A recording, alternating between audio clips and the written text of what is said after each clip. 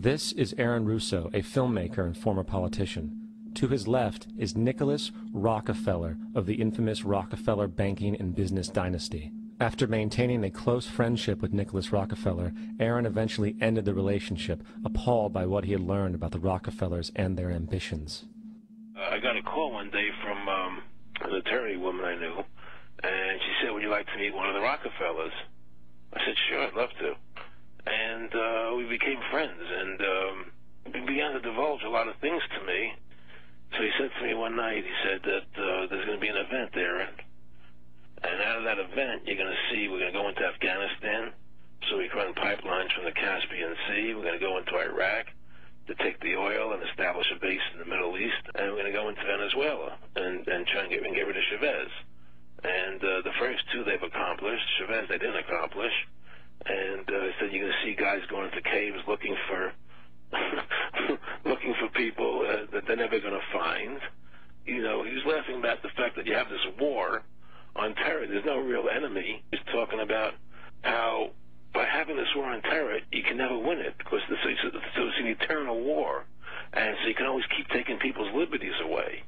And I said, how are you going to convince people that this war is real? He says, but the media can convince everybody it's real. I mean, you know, it's just that you keep talking about things, you keep saying it over and over and over again, and eventually people believe it. You know, you created the Federal Reserve in 1913 through lies.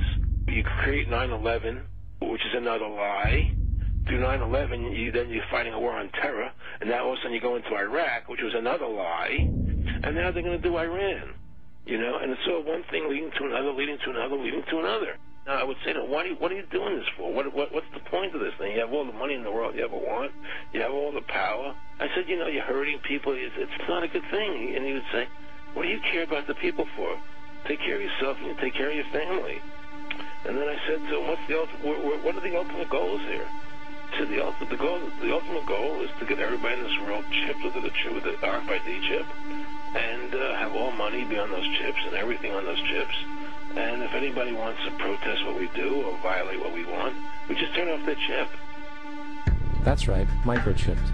In 2005, Congress, under the pretense of immigration control and the so-called war on terrorism, passed the REAL ID Act, under which it is projected by May 2008, you will be required to carry around a federal identification card, which includes on it a scannable barcode with your personal information.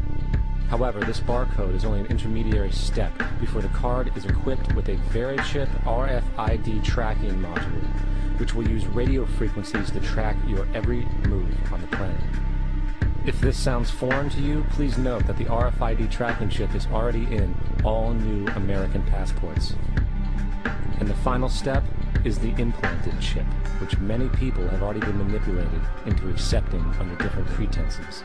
We have a Florida family who are really pioneers in a brave new world. They have volunteered to be the first ever to have microchip identification devices implanted into their body. After 9/11, I was really concerned with the security of my family.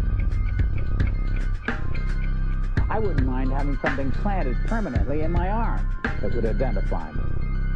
In the end, everybody will be locked into a monitored control grid where every single action you perform is documented. And if you get out of line, they can just turn off your chip, for at that point in time, every single aspect of society will revolve around interactions with the chips. This is the picture that is painted for the future if you open your eyes to see it. A centralized one-world economy where everyone's moves and everyone's transactions are tracked and monitored, all rights removed. The most incredible aspect of all. These totalitarian elements will not be forced upon the people. The people will demand them. For the social manipulation of society through the generation of fear and division has completely detached humans from their sense of power and reality. A process which has been going on for centuries, if not millennia. Religion, patriotism, race, wealth, class, and every other form of arbitrary, separatist identification and thus conceit has served to create a controlled population, utterly malleable in the hands of the few. Divide and conquer is the motto, and as long as people continue to see themselves as separate from everything else, they lend themselves to being completely enslaved.